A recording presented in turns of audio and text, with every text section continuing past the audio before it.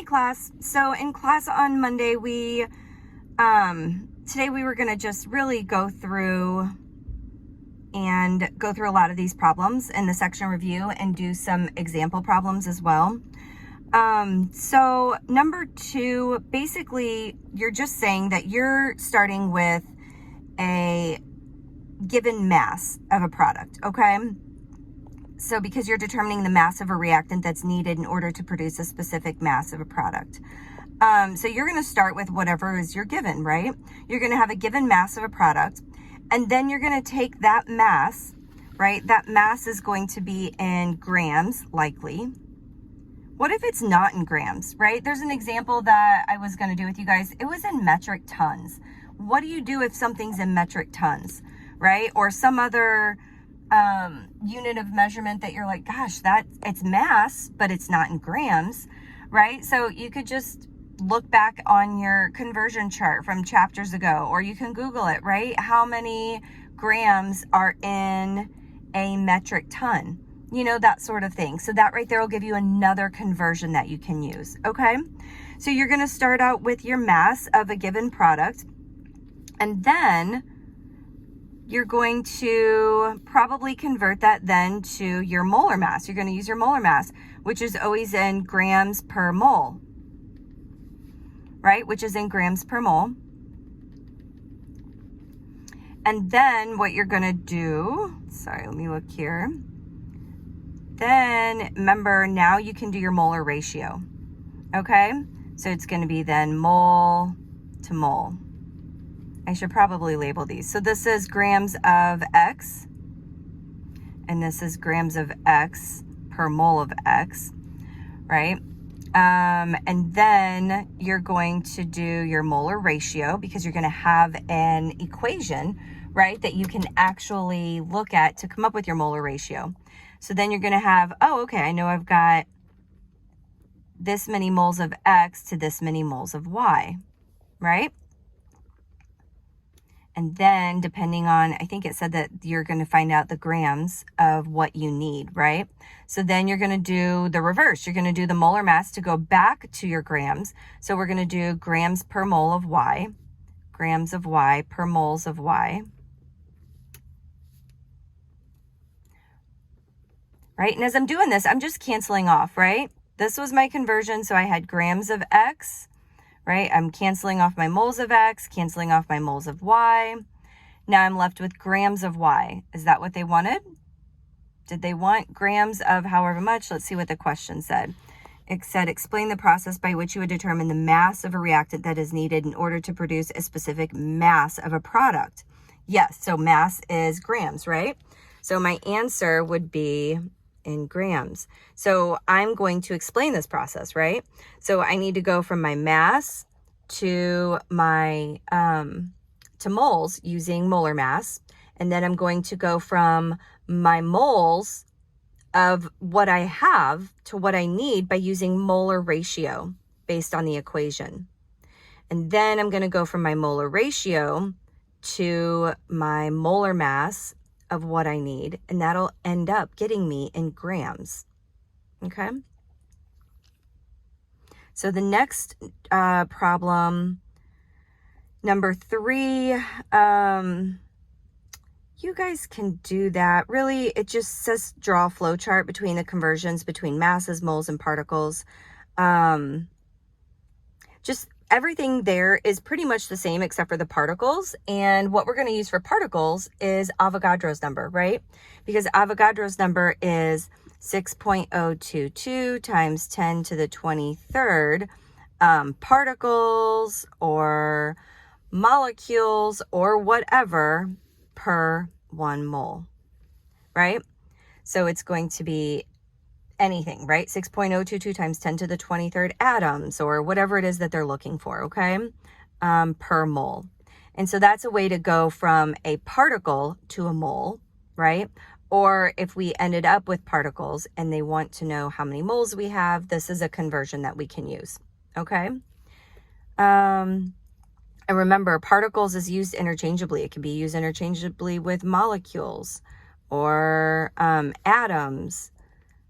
Remember, it's just a number. It's kind of like saying I have a dozen bananas or a dozen apples or a dozen pecans or something like that, right? So this right here is just, a dozen is just a number, right? And then whatever it is that you're measuring, that's separate, okay?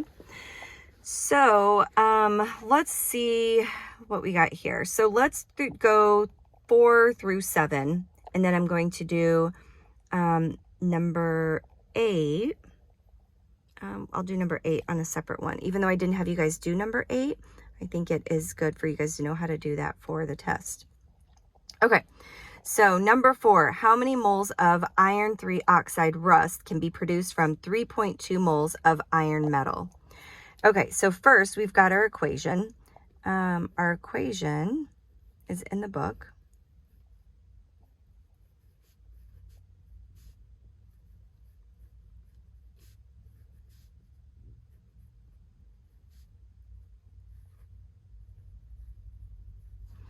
All right, and so remember, this right here can give us our molar ratio at some point, right? I've got 4 irons for every 3 oxygen gases, and that's going to produce 2 moles of iron oxide.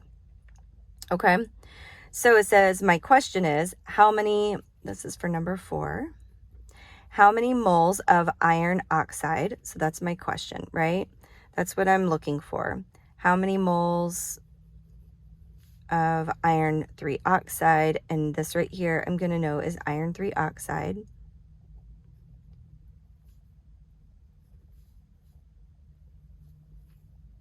Can be produced from, what is my given?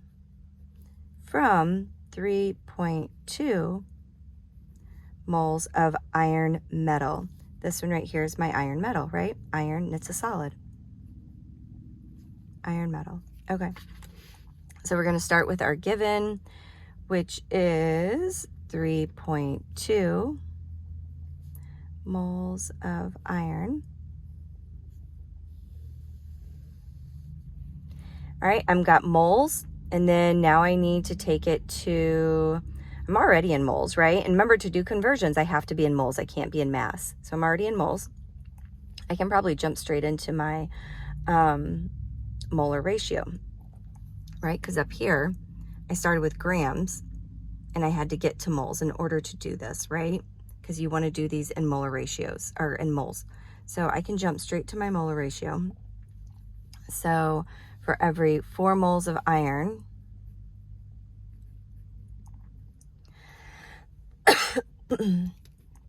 how many moles of iron oxide do I have? I have 2.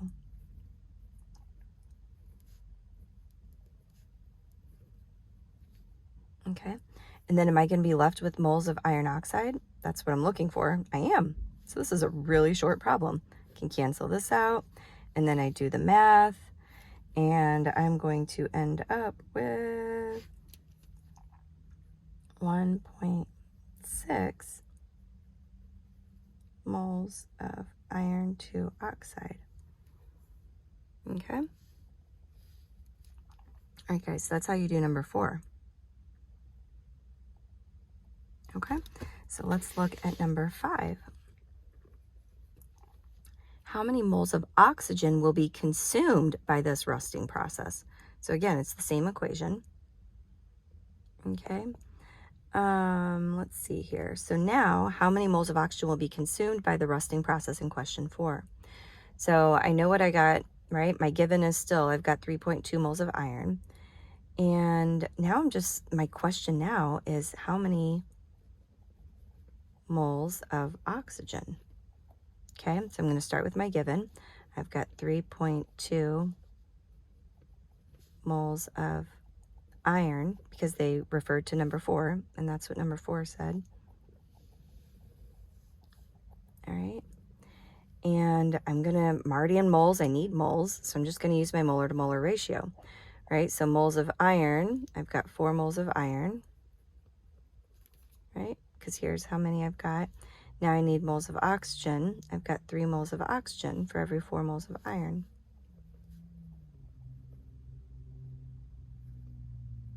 I should put moles here. So I'm going to cancel that. I'm left with moles of oxygen. That's what my answer is. So I've got 2.4 moles of oxygen once I calculate that out. All right, you guys getting the hang of it? So then number 6, we just have a little bit of a different problem here, right? We're going to be asking what the mass is. So number 6 says, what mass of iron metal is needed to form 100 grams of rust? Okay, so it's the same equation that we have here because these all have to do with this. So I'm going to start. What are they asking? What mass? My question is mass. So it's going to be in grams of iron. Iron metal is going to just be my Fe, right? My iron metal. What mass of iron metal is needed to form 100 grams of rust? So that's my given.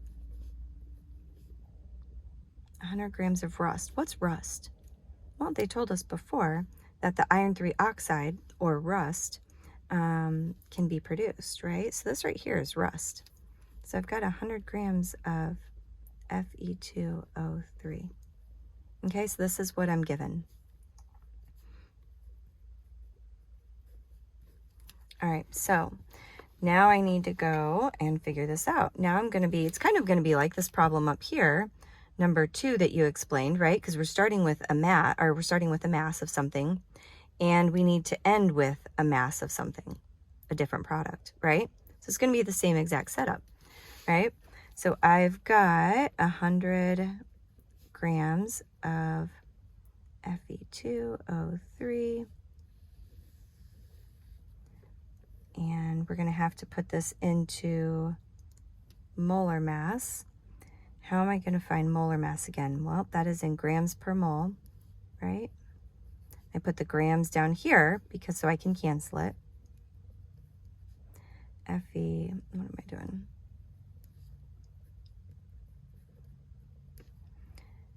So this is grams per mole, and I'm going to figure this out real quick. So I've got iron, I've got 2 of those, and I've got oxygen, and I've got 3 of those. Oxygen, I don't have this in front of me, guys. Oxygen is 16, I think. So 16 times 3 is that 48? I think it's 48. 16 3, 18, yeah. And then iron, I don't have that in front of me either. Give me just a second.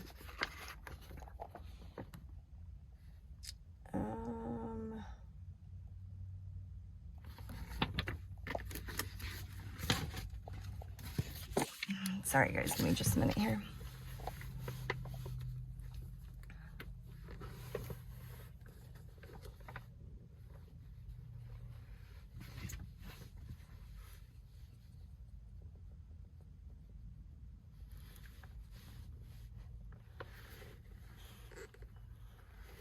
All right, I don't have my periodic table with me. So I don't know what my molar mass is. Okay, but I do know the molar mass total is 159.7. 159.7. Okay, so let's look at this then. All right, so my total molar mass of this is 159.7 grams per mole, and that is Fe2O3. So I could calculate it real quick, but I'm using my phone, and that's my calculator right now. So I'm just going to know that that's what my molar mass is. So I'm going to go then to 159.7 grams per 1 mole. And then I'm going to cancel those out, and I'm going to be in moles of iron oxide. And then now I'm going to do my mole to mole ratio, right? So my moles of iron oxide, I've got 2 moles of iron oxide.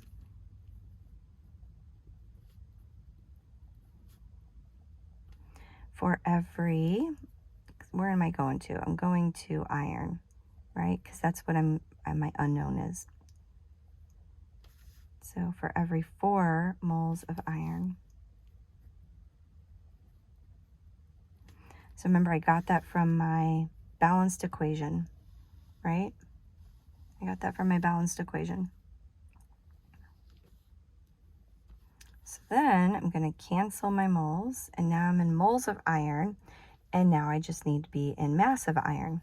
So again, I can use my molar mass. There's 1 mole of iron for every, oh, this is where I need my exact molar mass of iron. I think I got it over here. Let's see.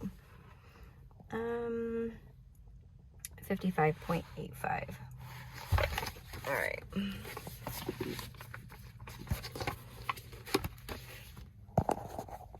All right, guys, so it's 55.85 grams of iron. Okay, got that from the periodic table. Okay, so remember, we started off with 100 grams of iron oxide, right? So we're going to need to translate that to moles in order to do stoichiometry, okay? Because all of the chemical formulas, they're all in moles. They're not based on mass. They're only based on moles, okay? So since I've got the 100 grams, now I need to convert that to moles, right? So I found my molecular mass of iron oxide, which was 159.7 grams of iron oxide per 1 mole of iron oxide. Okay, so then I can cancel those grams out, and I'm left with moles of iron oxide. All right, so then I took the moles of iron oxide, and I need to somehow get that to moles of iron. So I'm going to use a mole to mole ratio, which is what I can use up here, right? I've got 2 moles of iron oxide for every 4 moles of iron. So I'm going to use that molar ratio, 4 moles of iron to 2 moles of iron oxide. So then I can cancel those, and I'm left with 4 moles of iron. But my question is asking for the mass of iron. So now I just need to convert those moles of iron to mass using the molar mass of iron, which is 55.85 grams of iron. And we get that from the periodic table, right? The molecular mass of iron, or molar mass. And so 55.85 grams per mole. So then I can cancel my moles, and I'm going to be left in grams of iron. So your answer for this one is going to be, whenever you plug it into the calculator, 69.94 grams of iron. Okay. All right, you guys getting the hang of this? Seems like it's, you know, it seems repetitive kind of, but it's also really good practice to be like, oh, what's my given? And then what are they asking for? All right, let's do one more. Let's do number 7. How many, so 7 still has to do with the same equation, right? So it says, how many molecules of oxygen will be needed to react with 50 grams of iron metal? You're like, oh, they put in a new word, molecules. Like, I don't know. You know, we know moles, we know grams, but now they're talking about molecules. Again, molecules just tells me, or if they say particles, that I'm just going to probably use Avogadro's number here. Okay, so for number 7, they are asking how many molecules. So my question is, how many molecules of oxygen, right? And what's my given? I've got 50.0 grams of iron metal, right? So that is all from right here, right? Iron metal, oxygen. This is using the same equation. Okay, so I'm starting off with 50 grams, okay? So here we go. I've got my 50 grams of iron. Very first step, I need to get to moles, okay? So I'm going to change this to molar mass, or I'm going to use my molar mass as a conversion, I should say. So I've got 55.85 grams of iron per 1 mole. It's the molar mass of iron. I got that from the periodic table. Okay, so then I can cancel out my grams, and I'm left with moles of iron. Okay, so moles of iron still, how does that get me to molecules of oxygen? Well, I'm in moles of iron, so I can use my molar ratio to get me to moles of oxygen, right? So I'm going to look up here again, and I've got 4 moles of iron for every 3 moles of oxygen. So I've got 4 moles of iron for every 3 moles of oxygen. So I can cancel out my moles of iron. Woohoo! And then now I'm down to moles of oxygen. And I could convert it to grams. So here's my thought process, guys. Do I go from moles to grams? And then what do I do with my grams? Because I'm looking for how many molecules. Remember, molecules is not the same as mole, right? A mole is totally different than a molecule. How many molecules of oxygen, right? So what conversion uses molecules? Avogadro's number, right, is 6.022 times 10 to the 23rd molecules or particles or any atoms, whatever, molecules per 1 mole, right, of anything. So I can use this to cancel my moles. I can use this conversion to cancel moles, and I'm left with molecules. Sweet. Okay. So I'm going to say 6.022 times 10 to the 23rd.